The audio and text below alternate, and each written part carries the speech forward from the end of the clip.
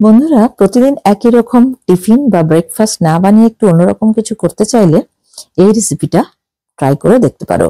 খুব তাড়াতাড়ি হয়ে যায় আর সামান্য কিছু উপকরণ লাগে। তো চলো দেখে নেওয়া যাক রেসিপিটি। বাই দ্য ওয়ে, আমি নাফিসা আর তোমরা দেখছো flavour and face by Nafisa. চ্যানেলে নতুন বন্ধু হলে রিকোয়েস্ট করবো চ্যানেলটাকে সাবস্ক্রাইব করে পাশে থাকা নোটিফিকেশন বেলটাতে ক্লিক করে দিও, যাতে পরবর্তী ভিডিওর আপডেট গুলো পেয়ে যেতে পারো। আর যারা ফেসবুক পেজ থেকে দেখছো তাদেরকে অনুরোধ করবো পেজটাকে প্লিজ ফলো করে দিও। তো চলো শুরু করা যাক সময় নষ্ট না করে। এখানে দেখো একটা গাজর নিয়ে নিয়েছি, আগে থেকে একটু ধুয়ে নিয়েছিলাম। ধুয়ে এটাকে খোসাটা ছাড়িয়ে নিচ্ছি। খোসাটা ছাড়িয়ে নেওয়ার পর আবারও একবার ধুয়ে নেব, তারপর এরকম ছোট ছোট করে কেটে নিয়েছি। দেখো এটাকে সাইডে রেখে দিচ্ছি। এখানে একটা ক্যাপসিকাম নিয়েছি, এটাও আগে থেকে একটু ধুয়ে রেখেছিলাম। তার থেকে অর্ধেকটা পরিমাণ নিয়ে নিলাম। নিয়ে এটাকেও গাজরের মতো একটু এরকম লম্বা আর সরু সরু করে কেটে নেব। জুলিয়ান কাট বলতে পারো। তো এইভাবে সরু সরু করে কেটে নেব। তোমরা চাইলে নিজেদের পছন্দ মতো শেপেও কাটতে পারো। তো এইভাবে ক্যাপসিকামটা অর্ধেকটাই নিলাম, নিয়ে এটাকে সাইডে রেখে দিচ্ছি। এবার একটা বাটিতে নিয়ে নিচ্ছি দুটো ডিম। দুটো ডিম নিয়ে এর সঙ্গে অ্যাড করে দিচ্ছি একটু লবণ আর দিয়ে দিচ্ছি একটু গোলমরিচের গুঁড়ো। বেশ ভালোভাবে এবার এটাকে ফেটিয়ে নিচ্ছি। এই ডিমটাকে আমরা স্ক্র্যাম্বল এগ বা ডিমের ঝুড়ো বানাবো। তার জন্য ওভেনে একটা কড়াইতে গরম করে নিলাম 1 টেবিল স্পুন তেল। তেলটা গরম হয়ে গেলে ফেটিয়ে রাখা ডিমটা দিয়ে দিলাম। দিয়ে এইভাবে স্ক্র্যাম্বল এগটাকে বানিয়ে নেব। ফ্লেমটা কিন্তু মিডিয়াম টু লোতে থাকবে, খুব বেশি কালার যেন না আসে সেই রকম মতো। দেখো এই যে কোনো কালার আসেনি, জাস্ট ঝুড়োটা বানিয়ে নিয়েছি। এবার এটাকে তুলে একটা বাটিতে রেখে দিচ্ছি। এই পাত্রেই দিয়ে দিচ্ছি 1 টেবিল চামচ পরিমাণ ঘি। ঘিটা ভালোভাবে গরম হয়ে গেলে দিয়ে দিলাম হাফ কাপ পরিমাণ সুজি। এখানে 100 গ্রাম সুজি আছে।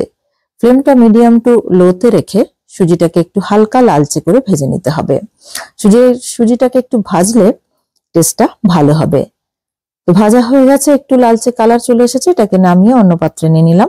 এবার ওই পাত্রে আবার নিয়ে নিলাম হাফ চা চামচ পরিমাণ তেল, তার সঙ্গে অ্যাড করে দিলাম হাফ চা চামচ পরিমাণ ঘি। ভালোভাবে গরম হয়ে গেলে ফোড়নে দিয়ে দিলাম দুটো এলাচ আর একটা দারচিনির টুকরো।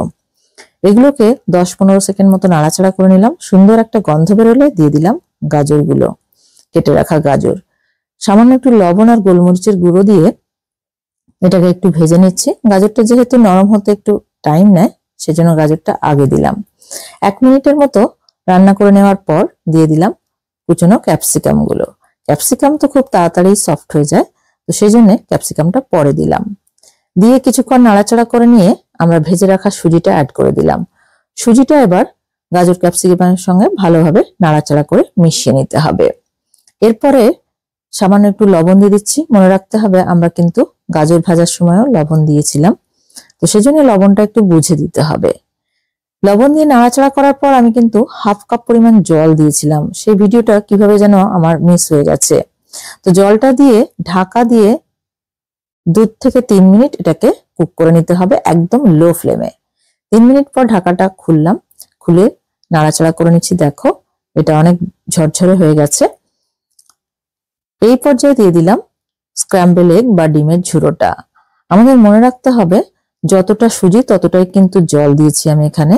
বেশি পরিমাণ জল দিলে এটা কিন্তু ঝরঝরে হবে না। তো ডিমটা দিয়ে নাড়াচাড়া করে আবারও ঢাকা দিয়ে 1 মিনিট কুক করে নিলাম একদম লো ফ্লেমে। এবার ঢাকাটা খুলে দিয়ে দিচ্ছি হাফ চা চামচ পরিমাণ এলাচ পাউডার। এলাচ পাউডারটা দিয়ে ভালোভাবে নাড়াচাড়া করে মিশিয়ে নিতে হবে, যাতে এলাচের গন্ধটা ভালোভাবে এর মধ্যে চলে যেতে পারে। তারপর আমরা নামানোর আগে দিয়ে দিচ্ছি হাফ চা চামচ পরিমাণ ঘি। এই শেষে ঘিটা দিলে বেশ সুন্দর একটা ফ্লেভার আসে। ভালোভাবে নাড়াচাড়া করে মিশিয়ে নিচ্ছি। আমাদের সুজির পোলাও একদম রেডি। বাচ্চাদের টিফিনে বা সকালে ব্রেকফাস্টে এটা খুব সহজেই বানিয়ে ফেলতে পারো। তো তারপর গরম গরম সার্ভ করে দিতে হবে। তো কেমন লাগলো আজকের এই রেসিপি কমেন্ট করে অবশ্যই জানিও। ভালো লাগলে একটা লাইক করো, ফ্রেন্ডস আর রিলেটিভদের মধ্যে অনেক অনেক শেয়ার করো। চ্যানেলটাকে সাবস্ক্রাইব করে নিও আর পেজটাকে প্লিজ ফলো করে দিও। Thank you so much for watching. By.